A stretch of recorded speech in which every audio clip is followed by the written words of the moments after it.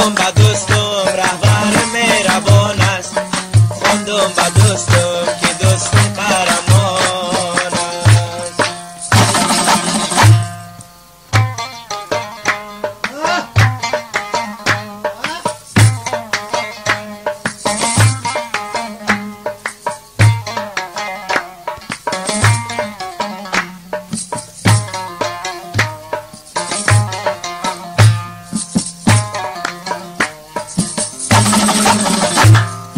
دوستم ما همه یاران تو، همه بود جان ساران تو.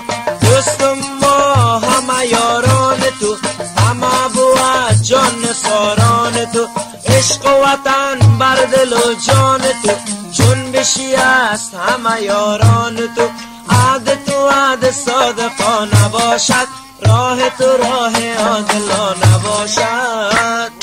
خواندم به دوستم که دوستم قهرمان است، خواندم به دوستم که دوستم قهرمان است، خواندم به دوستم که دوستم قهرمان است، خواندم به دوستم که دوستم قهرمان است.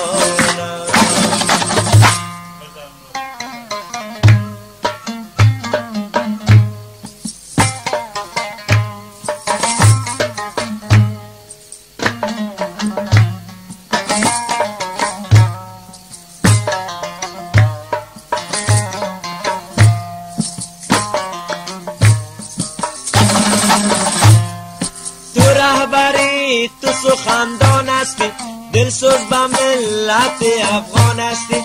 تو رهبری تو سخندان هستی، دلسوز به ملت افغان هستی. همه به تو چشم رهبر بینن، به جان دل چون برادر بینن. همه به تو چشم رهبر بینن، به جان دل چون برادر بینن.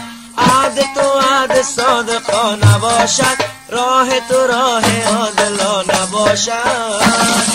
خواندم به دوستم که دوستم قهرمان است، خواندم به دوستم که دوستم قهرمان است، خواندم به دوستم رهبر مهربان است، خواندم به دوستم که دوستم قهرمان است، خواندم به دوستم که دوستم قهرمان است، خواندم به دوستم که دوستم قهرمان است، خواندم به دوستم رهبر مهربان است، خواندم به دوستم